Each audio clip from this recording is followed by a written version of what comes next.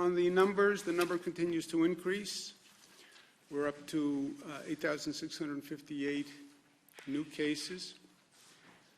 Overall, we have 130,000 people who tested positive, 16,000 people in our hospital system, 13,000 people have been discharged.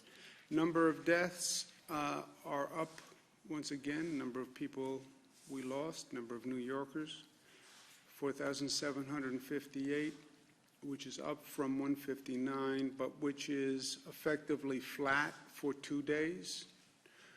While none of this is good news, the possible flattening of the curve is better than the increases that we have seen. Total number of hospitalizations are down. The ICU admissions are down, and the daily intubations are down. Those are all good signs, and again would suggest a possible flattening of the curve. The number of discharged is down, but that reflects the overall reduction in the numbers. Big question that we're looking at now is what is the curve? And we've been talking about cases increase until they don't. When they stop increasing, then what happens? And the projection models have a number of alternatives. Some suggest basically the curve goes up and then drops precipitously. Some suggest there's a slight pause at the top. Some suggest there's a longer pause at the top, which is effectively a plateau effect. Or again, the straight up and straight down precipitous drop, which is the peak effect. No one can tell you which will occur. They say any one of the three options. You study other countries, you've had a combination of the above.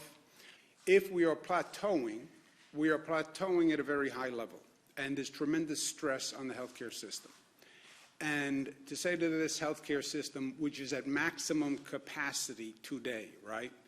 This is a hospital system where we have our foot to the floor and the engine is at red line and you can't go any faster. And by the way, you can't stay at red line for any period of time because the system will blow.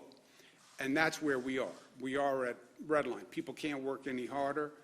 The staff can't work any harder. And staying at this level is problematic. And if we are plateauing, it's because social distancing is working. So we have to make sure the social distancing actually continues. Plateau, not plateau, we still have to extend New York pause. Because if that curve is turning, it's turning because the rate of infection is going down. One of the reasons the rate of infection is going down is because social distancing is working. We have to continue the social distancing. Schools and non-essential businesses will stay closed until April 29th. I know that's a negative for many, many reasons. I know what it does to the economy. But as I said from day one, I'm not going to choose between public health and economic activity, because in either event, public health still demands that we stay on pause with businesses closed and schools closed. Whether we've hit the apex or whether we haven't hit the apex, you'd have to do the same thing. There's also a real danger in getting overconfident too quickly. This is an enemy that we have underestimated from day one, and we have paid the price dearly.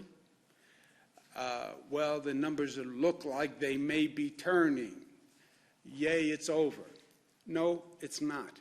And other places have made that mistake. Hong Kong has made that mistake. South Korea has made that mistake. And we're not going to make that mistake. The weather is turning. People have been locked up. We've been talking about cabin fever. Now it's a nice day. I'm going to get out. I'm going to go take a walk. Now is not the time to do that. And frankly, there has been a laxness on social distancing, especially over this past weekend, that is just wholly unacceptable.